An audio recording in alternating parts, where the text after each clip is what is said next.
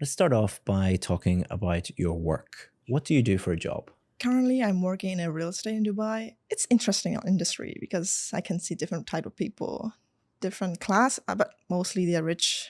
But I work in real estate, managing like for the landlord to the tenant and then rent a dispute. So not a lot of people gonna know when I explain my occupation. I have to explain again and again to for them to understand. What's your favorite part of your job? My favorite part, I like the people in the company. It's like I said, different type of people. Even the employee, they have different nationality. Dubai, Indian, Egyptians, Lebanese, and Russians, and also Philippines. So I can see different type of people, and I can get to know their culture. That's what I like. Apart from the employee, I like the employee more. Yeah, I would say that. What job would you like to do in the future? I like to be a freelancer. I know it's not realistic. It's I like freedom, so I can go anywhere I want. Like I can see people on internet. They're going a lot of the country. They're working, carrying a laptop, which is quite famous also on the internet. Also, people want to be a freelancer, but I know it's not that realistic. But I will try. I will try learn more skill, and then if I have enough saving, I would try to be a freelancer for 1 or 2 years. What job did you want to do when you were a little girl? Oh, wow. I was a little girl. I want to be entrepreneur. I want to be the big boss. I want to have lots of money. No matter what industry I am in, but as long as I have lots of money and then I am a big boss, then I'm fine. Now let's talk about email. What kind of emails do you receive at work? At work, I mean, you mean my work or my personal email? Either. Both. My personal receive relative to the bank, related to the website I subscribe. Most of them are like that, and work mostly from client, mostly from the colleague, from the internal conversation. Some like meeting. That's it. Do you prefer to communicate via email or text or instant message? Communicate. I would go straight to that person. I will explain it more. I think that we can get to know what this person wants to say and I want to express. Do you normally reply to emails or instant messages as soon as you receive them, or does it take a little time? No, why do I have to take time? Yeah, I reply instantly. We communicate through WhatsApp and email. And once I have time, for sure, for email, I use ChatGPT to rephrase the sentence. For WhatsApp, you can just type and reply casually. Are you happy when you receive marketing emails? If it's too much and it's not related to my interest and it's not related to my current situation, I'm not happy. It's like a junk email, and then it's like somebody you're walking on the street. Somebody like everyone, hi, hello, and I don't know, then I have to reply then. So that's the feeling I'm facing. So I don't like it.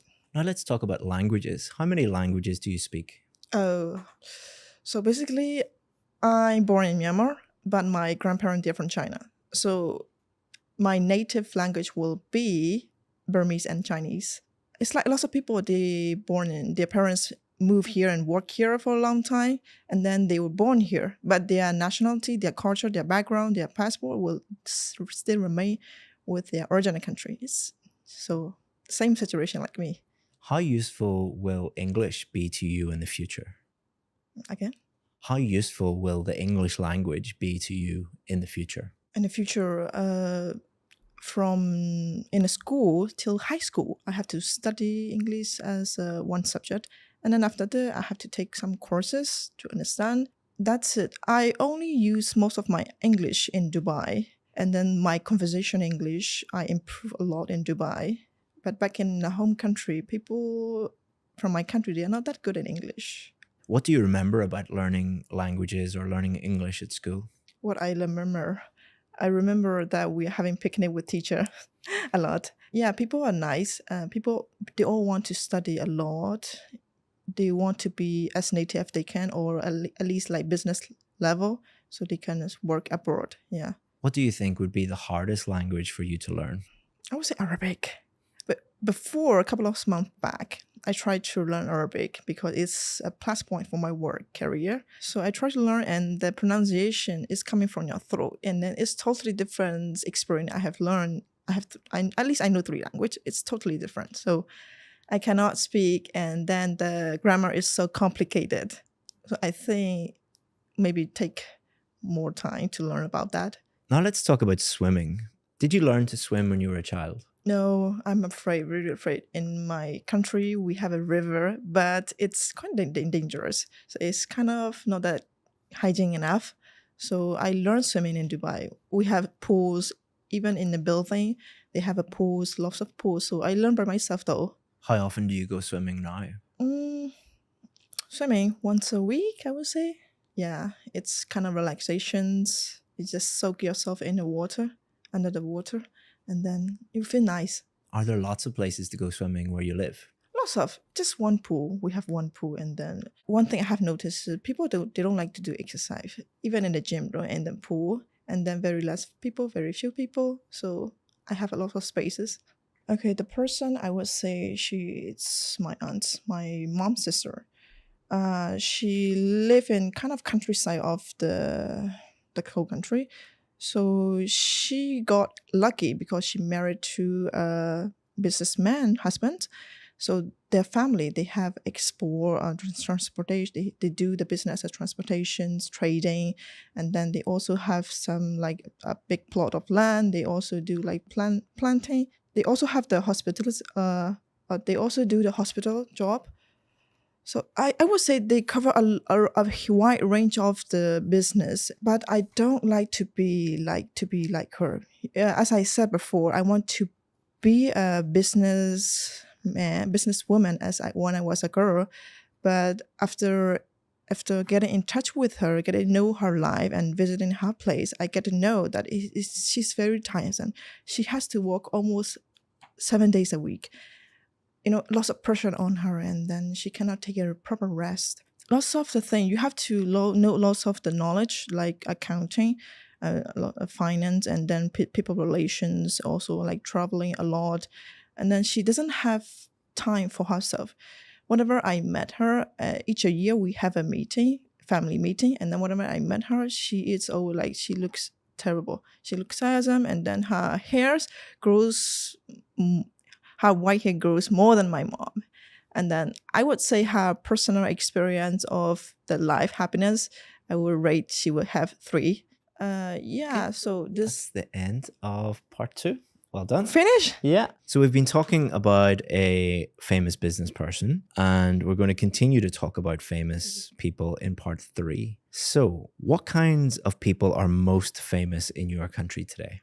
I was a celebrity though, because as you know, they all show up in the TV, and then most of the people are the fun, and then they're just like, oh, Big Brother is coming, or this beautiful lady is coming, so they are famous. Why are there so many stories in the news about famous people? People wants to be famous, I would say.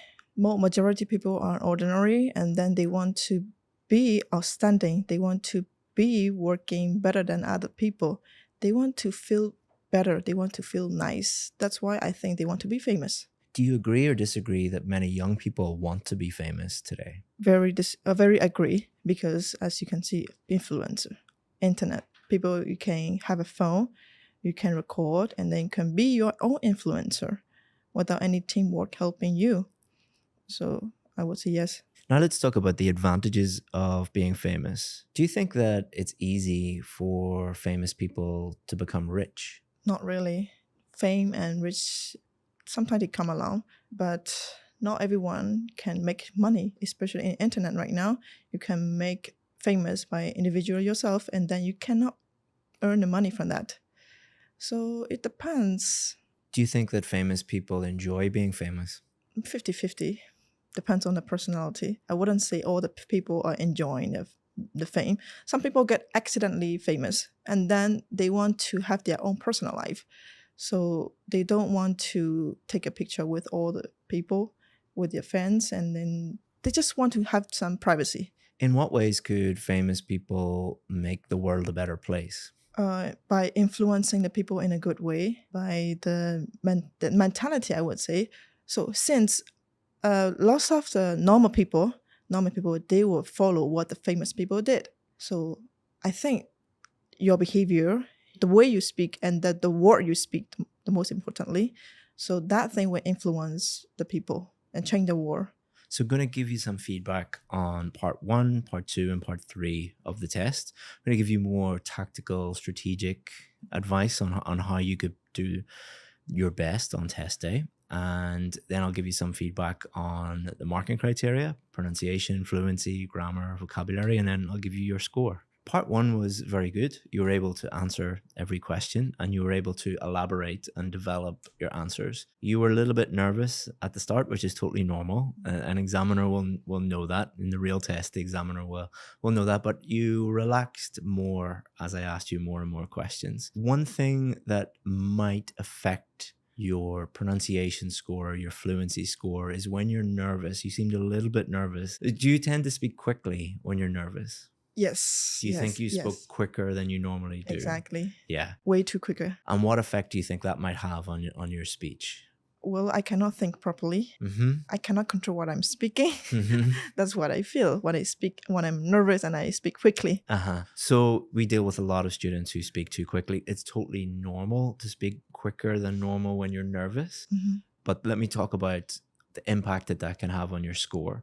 So pronunciation, and an examiner must understand all the words that you're saying. The faster you speak, the more difficult it is sometimes. So if you had perfect pronunciation and you spoke at that speed, it wouldn't be so much of a problem. But because you're not a native English speaker, you don't have perfect pronunciation. Nothing wrong with that. But when you combine pronunciation that needs a little bit of work with speaking really quickly, it can sometimes cause a problem for the examiner to understand you. So one thing that I would say straight away is try to reduce the speed at which you're talking. I know that's extremely difficult for some people. It comes with practice. But if we think about the root cause of the problem is not really the speed of your speech. There's nothing wrong with your mouth. The problem is your brain. You're nervous.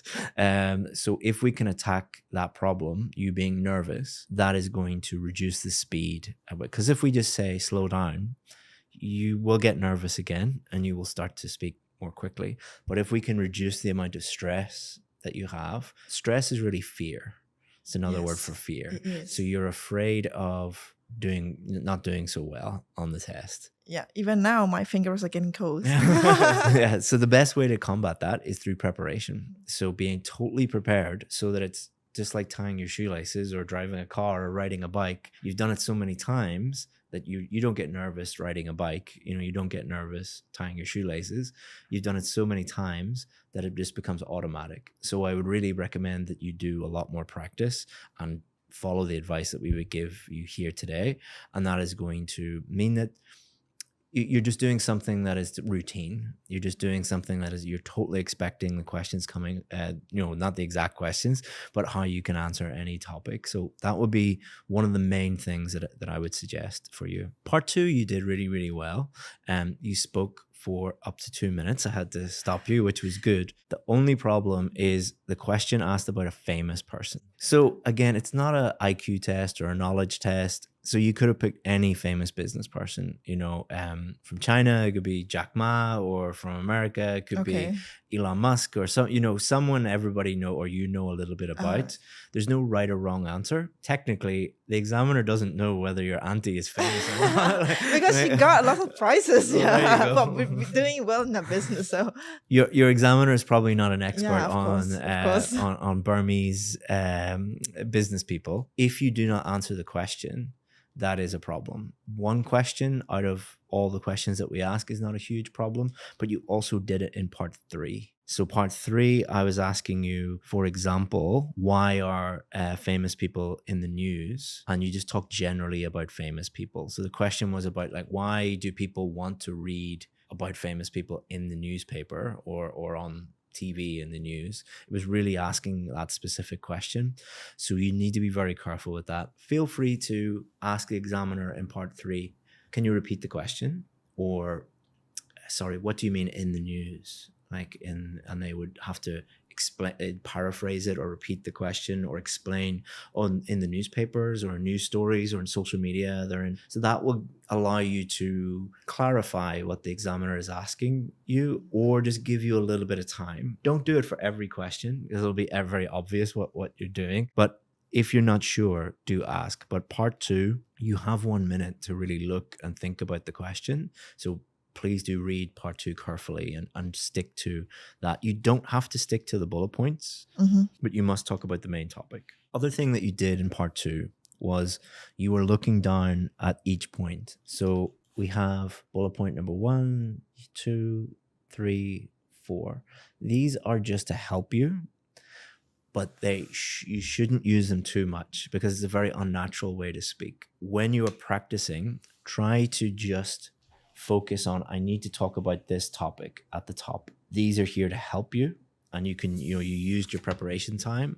This is here to help you. But if you're constantly looking down and checking, it's not as fluent, and you're stopping and starting. What I would suggest is you speak as much as you can. And then if you run out of things to say, then look down, and then you can, okay, I'll talk about that, and then keep talking. And then if you run out of things to say, you can use that. But don't stick rigidly to the bullet points. You can talk about other things. As long as you're talking about a famous business person in this question, you don't have to use these things. So some people like to tell stories. Some people like to talk about emotions. It depends on who you are. Some people like to just talk about examples. Some people like to explain things in detail, whatever you feel comfortable talking about within that topic. And that's really going to help you. Part 3, what I would recommend is you develop your answers a little bit more. So part 1, your development was fine. But part 3, because it's more university style discussion of ideas, you can extend your answers by giving examples, explanations. So for example, you talked about people accidentally becoming famous. Who, so if you are giving examples of something, like actually talk about those examples. Or you don't have to always give examples. But a good way to answer part 3 questions is, here's what I think, or here's what other people think. Here's an explanation of that. And here's an example of that. So if you can do those things, those tactics, those strategies, that will really, really help you next time. And we'll bring you back and we'll do another one with you. In terms of your pronunciation, your grammar, your vocabulary, your fluency, I think your biggest strengths are your vocabulary and your fluency. You are very, very fluent, but be very careful, because fluency and answering the question are linked. So you could be very fluent, but you're not actually answering the different question. Different answer. Yeah. So again, this is about the speed thing. Calm down. Ask the examiner, can you repeat the question, or what does that mean? Or just take a few seconds to think about it and then calmly answer the question. You are extremely fluent, but you could do with slowing down a little bit. Fluency is not about speed, really. It is about, can you speak without unnatural pauses and hesitations and things like you don't have a lot of I don't know. You're not doing a lot of that. You're just speaking normally, but you're speaking very quickly. Listen to the speed that I'm speaking at. Like, don't have to match me or anything like that, but I don't speak like this when I'm speaking to my friends or my family. I'd be speaking very quickly compared to this, but because I'm speaking to you and I want you to understand what I'm saying, I'm slowing things down. So fluency is a strength, but answering the question, a little bit of a weakness. Vocabulary, you have a very wide-ranging vocabulary. You're able to use very topic-specific words and deal with most topics very, very well. So I think vocabulary is probably your biggest strength. Grammar, you do have some little systematic errors like this. If I have enough saving, I would try to be a freelancer for 1 or 2 years. It's kind of not that hygiene enough. At least I know 3 languages. It's totally different. But I think many of your grammar errors unusually could be related to pronunciation, which I think is your biggest weakness. Not criticizing you or anything like that. We all have strengths and weaknesses. It's fine. It's interesting you're from Myanmar, because you have, I don't deal with many Burmese students. I have been there and I've taught there, but there's not a huge number, but it's interesting that you have a weakness that many Vietnamese students have, which is called final sounds. So the final sounds of a word, Vietnamese students, and you do this as well, they will often cut off the last sound. So for example, time becomes Thai, think. Think. So you wouldn't say think, you would thing, or thin, or Thing. thin, or thing. You're not saying the final sound often. Oh. Or sometimes you would miss S's off the ends of words. So that's important sometimes because tenses can often be indicated with the final sound, like I start or I started, like the final sound makes the difference in the tense. Or plural endings can change the grammar. So It's kind of relaxations. so there's sometimes you're mixing those things up as well. So the final sounds do affect your grammar score as well. But there are a lot of systematic errors, which means the same error is coming up again and again. So those would be the two areas that I would work on the most. Focusing on saying every syllable, especially the last sound, could solve a lot of problems because we're solving the pronunciation issue. We're solving the speaking too quickly issue, and we're solving a lot of the grammar issues as well, because often you're missing the last sound, which affects grammar sometimes. So your advice, I can speak slowly and pay attention on each word. Yes. Okay. We don't want to do that too much because it can sound a little bit robotic if someone is talking like this and they're really, so you need a little bit of balance there. And then once you solve that problem, we can help you with something called connected speech, which is, for example, instead of do you want a coffee, we'd say, do you want a coffee?